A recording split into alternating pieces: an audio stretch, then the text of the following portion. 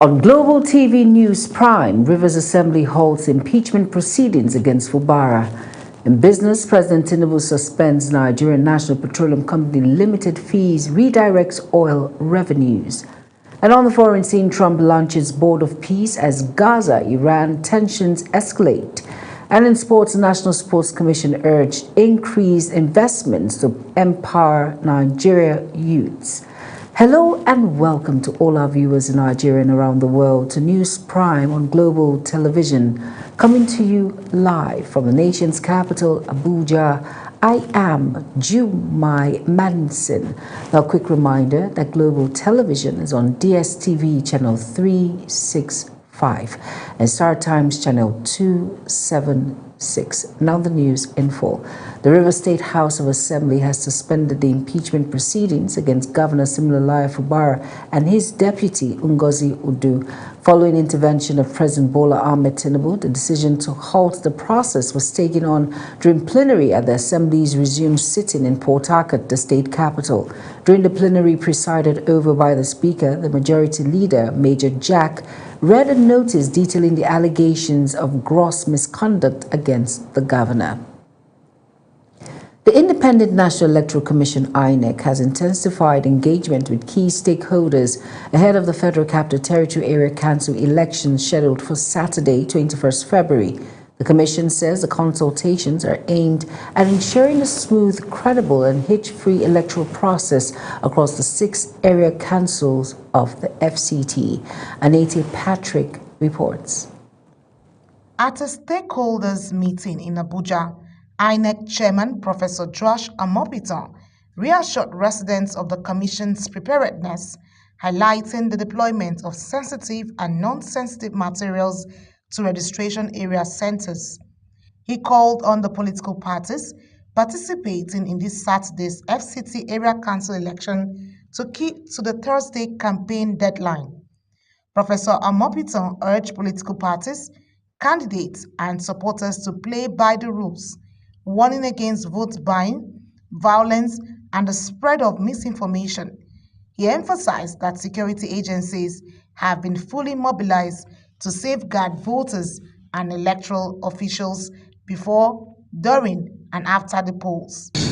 What remains, therefore, is part of this activity we are doing to engage the stakeholders and appeal to them to play their own parts, to play their own role in ensuring that the election is peaceful, credible, and that the outcome is widely acceptable. The FCT Commissioner of Police, Mila Dantawaye, said all security agencies have been adequately prepared to ensure the safety of lives and property before, during, and after the area council polls. He said the security agencies have identified all black spots, while adequate personnel have been mobilized to address any emergency. We have further gone around collectively as heads of security agencies within FCT to the very far locations where you may be afraid of. So we are taking note of places we consider to be black spots, especially for election. Some candidates for the election spoke with the media on the side, calling for the election results to be transmitted electronically for transparency and credibility. When election comes like this, they will say call for stakeholder meetings and make their promises. At the end of the day, they will fail. But this is a new leadership. We hope there will be changes. Other stakeholders, including Inter-Party Advisory Council, National Orientation Agency, civil society organizations, and the traditional institution, appealed to INEC to keep to the Constitution and Electoral Acts in the conduct of the polls. Anete Patrick reporting for Global TV News. In a related development, Chairman of the Independent National Electoral Commission, Professor Josh Amopitan, has promised to reward electoral officers who deliver in Saturday's Federal Capital Territory Area Council elections.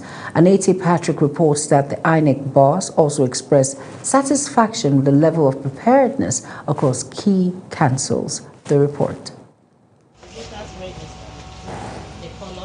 In a final push ahead of the February 21st Area Council elections, INEC Chairman Professor Josh Amopiton toured Kuje, Gwagwalada and Buhari to assess readiness on the ground.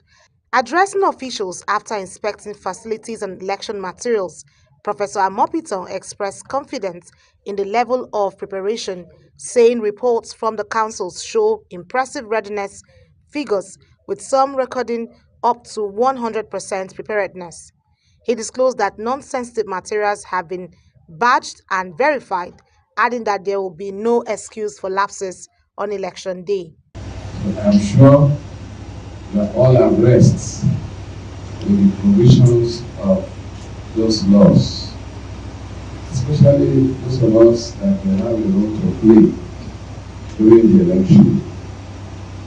Let us understand our duties, what is expected of us, and let us perform our duty faithfully and dedicatedly. Professor Amopiton promised to reward electoral officers who conduct free, fair and credible polls, but warned that any official who violates the Electoral Act or constitutional provisions will face sanctions. The chairman cautioned that failure of officials to arrive early at polling units could erode public confidence in the process. One of the measures to determine whether election is successful on that day is to see that every polling unit is open to the public, to the voters, by 8 o'clock, so that accreditation and voting can commence at least that. If you are going to achieve this, it means that you have to activate the app. Electoral officers in Kuje, Gwagwalada and Buhari assured the commission of their readiness, confirming that logistics and administrative arrangements have been concluded. The INEC chairman was accompanied on the inspection tour by national commissioners and senior officials of the commission. Aniete Patrick, reporting for Global TV News. Still on electoral matters, the Independent National Electoral Commission, INEC, and security agencies in Kano State have declared full readiness for Saturday's by-elections in Kano Municipal and Ongogo constituencies. Police Commissioner Ibrahim Adamu said a joint security operation has been activated with personnel deployed to polling units, collation centers, and key locations to ensure a peaceful and credible process. Movement will be restricted in both local government areas on election day. INEC's resident electoral commissioner, Aldo Zango, confirmed that all electoral materials have been deployed and commended security agencies for their support. Over now to Governor Hope Uzodinma of Imo State has called for unity, discipline and cooperation among APC members ahead of the party's ward and local government congresses in the state. He made the call while addressing party stakeholders in Owerri. Our correspondent Amarachi Ibe tells us more. Stakeholders of the APC gathered at Government House Owerri to deliberate on preparation for upcoming ward and local government congress, considered critical to strengthen the party structure ahead of future elections. Addressing the gathering, Governor Hope Uzodinma stressed that cooperation and sincerity among party members remain key to sustaining electoral success. He urged members to embrace inclusive leadership and resolve disagreements through dialogue, noting that party strength lies in unity. Every local government are not the same. So local governments, if the consensus is possible and you have your way of doing your thing according to your peculiarity, you do your thing. If where you are not able to agree, you do your direct primaries and bring us the result. The leaders must take responsibility for their actions or inactions. The governor commended party leaders and grassroots mobilizers for expanding the party's reach, while reaffirming his administration's commitment to development and improved security across the state. We have developed an economic plan. We have developed an industrial policy. We are rebuilding our infrastructure. I don't want a situation when I'm no longer here as the governor. The government that is here will not continue with those things. So So we must continue with those things as a priority. So that is why I am particularly interested and I want to get involved on how things are done. Chairman of the National Working Committee supervising the exercise, Godwin Anawore, described the Congress as vital for building a strong structure ahead of 2027 election and assured stakeholders of a transparent process. We came here with one mandate, and that mandate is to conduct a credible Congress. Meanwhile, Deputy Speaker of Imo House of Assembly, Amari Wanyan, supported by lawmaker Chisomo Ojukwu, proposed that the governor coordinate efforts to harmonize party structure to promote unity ahead of future contests. Stakeholders at the meeting reaffirmed commitment to peaceful and successful Congress across the state. From Government House, Owerri, Amarachi Ibe, reporting for Global TV News. After decades of broken promises, communities on the Mambila Plateau in Taraba State say they're finally witnessing federal presence as Federal Ministry of Works inspects ongoing transformative and projects in the area. Kabir Hassan reports. The road project, which commenced in January 2025, is being constructed using continuous reinforced concrete pavement technology and is scheduled for completion in July 2027. The Gembu-Mambayang Road holds historic significance. It was one of the conditions agreed upon in 1961 when communities voted to join Nigeria during the United Nations plebiscite. The Federal Controller of Works in Taraba State says the road is a critical transport artery expected to boost trade, healthcare, access, and regional integration. The project was started by this administration to enhance mobility as well as socio-economic activities within the Mambila Plateau as well as neighboring countries. In fact, I'm made to understand that the road links up to the neighboring border. The Bondua of Mangba Chiefdom says the impact is already being felt. I always say thank you to Mr. President. I appreciate it. Actually, Mr. President has not just approved the construction of this road from this part of the country, but he has also fulfilled some of the conditions that our forefathers had in the Nigerian government before we joined Nigeria in the 1961 plebiscite.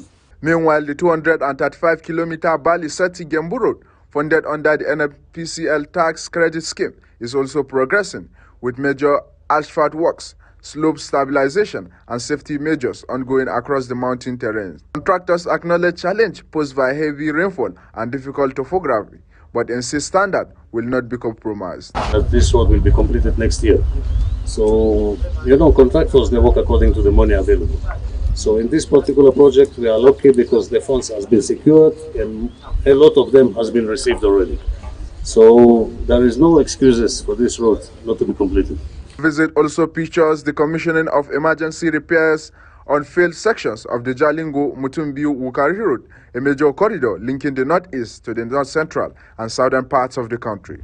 Officials say the projects are designed to reduce travel time, cut vehicle maintenance costs, and improve safety for road users. On the Mambila Plateau, what was once a distant promise is now gradually becoming reality. Kabir Hassan, reporting for Global TV News.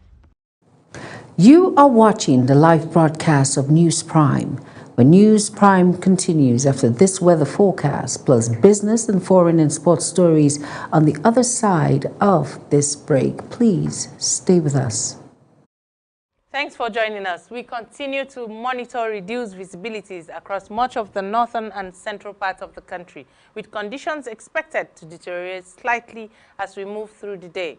The northeastern states, including Borno, Gombe, Bauchi, Jigawa, some parts of Adamawa, Kano, and Katsina, are likely to experience thick dust haze, significantly limiting horizontal visibility. Across other parts of the northwest and the central part of the country, moderate dust haze will persist, with visibility generally ranging between 2 and 5 kilometers. Motorists and air travelers are advised to exercise caution and allow for possible delays.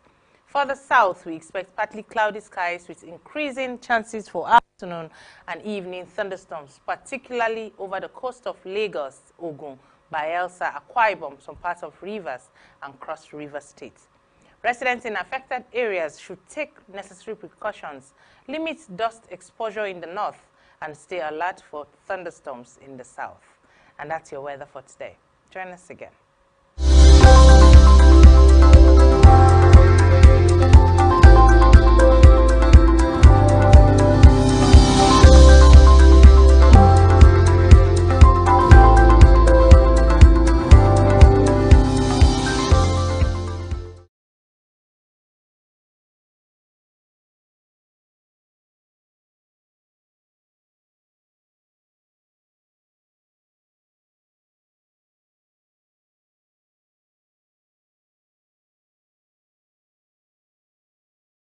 You're welcome back, and if you're just tuning in, this is News Prime on Global Television. Thank you for staying with us. In business now, President Bola Ahmed Tinubu has signed an executive order suspending the collection of management and frontier exploration fee by the Nigerian National Petroleum Company Limited, NNPCL, and directing the full remittance of oil and gas revenues to the Federation account. The directive was disclosed in a statement by Mohammed Manga, Director of Information and Public Relations at the Federal Ministry of Finance. According to the ministry, the move is designed to realign oil and gas revenue flows with constitutional provisions, curb leakages, and straighten fiscal transparency amid declining inflows into the Federation account despite improved production and favorable market conditions. Nigeria's intelligence community is seeking a supplementary budget to strengthen its response to growing security threats across the country. This was at the 2026 Budget Defense Session before the House Committee on National Security and Intelligence, where it described the 2026 allocation to the intelligence sector as grossly inadequate. National Assembly correspondent Anita Patrick reports. Permanent Secretary, Special Services, Office of the National Security Advisor, Mohammed Sanusi says increased funding has become imperative following President Bola Tinubu's declaration of a state of emergency on national security. He outlined key priorities for 2026 to include combating terrorism, banditry and kidnapping, protecting critical infrastructure, strengthening cybersecurity, tackling the proliferation of small arms, and addressing transactional crimes within the West African corridor. With the recent declaration of state of emergency by Mr. President on national security, it is our humble prayer that adequate funding shall be provided through a supplementary budget to the intelligence community to ensure a timely and speedy response to issues of national security. We will all agree, Mr. Chair, that no nation can grow without adequate security. Respondent Chairman House Committee on National Security and Intelligence, Ahmed Satomi, explained that out of the 5.41 trillion naira proposed for defense and security in 2026, the intelligence community is allocated about 664 billion naira for personnel, overhead and capital expenditure. Satome expressed concern over what he termed resistance by some security agencies to legislative oversight, insisting that accountability does not amount to antagonism. In 2024, this committee undertook a visit to the training schools of various departments and state services in Bauchi, Lagos, Enugu, and have scheduled to visit Kaduna and the remaining sites in Kogi, Cross River State. We also visited the training school of the NIA in Lagos. We are disheartened by the sorry state of facility in all schools, and all will be attributed to the lack of funding. The committee, however, called for improved funding of intelligence training institutions, describing facilities visited in Bauchi, Lagos, and Enugu as inadequate for world-class security training. From the National Assembly, Anita Patrick, reporting for Global TV News. Next now, President Donald Trump has announced a $10 billion U.S. contribution to launch a new board of peace initially focused on rebuilding Gaza after 2 years of war between Hamas and Israel. The initiative, unveiled at the renamed former U.S. Institute of Peace Building in Washington, comes as Trump moves U.S. military assets towards Iran and threatens possible war. The Board of Peace has drawn criticisms for its unclear structure and funding details. Trump will hold veto power and remain its head even after leaving office, while countries seeking permanent membership must pay $1 billion. Still on foreign news now, United Nations Secretary General Antonio Guterres has warned technology leaders of the risk of artificial intelligence saving its future cannot be left to the whims of few billionaires. Speaking at a Global Artificial Intelligence Summit in India, Guterres called on tech tycoons to support a $3 billion global fund to ensure open access to the fast advancing technology for all. Zaura Nasser tells us more. Plater said it was also a time when politicians boast of cutting aid, as he unveiled a streamlined plan to raise at least $23 billion to help 87 million people in the world's most dangerous places, such as Gaza, Ukraine, Sudan, Haiti, and Myanmar. He said the United Nations would like to ultimately raise $33 billion to help 135 million people in 2026, but is painfully aware that its overall goal may be difficult to reach, given U.S. President Donald Trump's slashing of foreign aid. Then right, AI can advance sustainable development goals, accelerate breakthroughs in medicine, expand learning opportunities, strengthen food security, bolster climate action and disaster preparedness, and improve access to vital public services. But it can also deepen inequality, amplify bias, and fuel harm. Fletcher said the highly prioritized appeal was based on excruciating life and death choices, adding that he hoped Washington will see the choices made and the reforms undertaken to improve aid efficiency and choose to renew that commitment to help. He added that the UN is simply demanding that the world spend less on defense and more on humanitarian support. AI must be accessible to everyone. That is why, encouraged by the General Assembly of the United Nations, I'm calling for a global fund on AI to build basic capacity in developing countries. Skills, data, affordable computing power, and inclusive ecosystems. Our target is $3 billion. That is less than 1% of the annual revenue of a single tech company. In 2025, the UN's appeal for more than $45 billion was only funded to $12 billion mark, the lowest in a decade, the world body said, that only allow it to help 98 million people, 25 million fewer than the year before. Zahra Nasser, reporting for Global Television News. In sports news now, the National Sports Commission, NSC, has stressed the importance of investing in grassroots sports, a strategy to grow the sports economy and support youth development in Nigeria.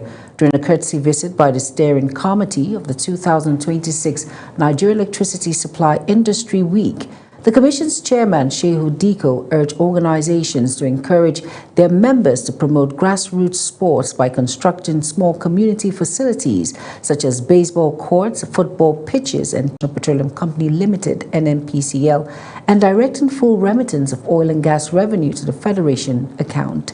On the foreign scene, President Donald Trump has announced a $10 billion U.S. contribution to launch a new board of peace initially focused on rebuilding Gaza after 2 years of war between Hamas and Israel. And finally, on sports, the National Sports Commission, NSC, has stressed the importance of investing in grassroots sports as a strategy to grow the sports economy and support youth development in Nigeria.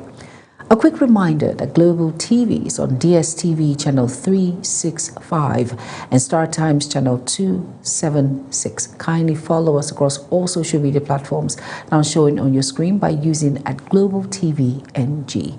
I am Jumai Manson. Thank you for watching.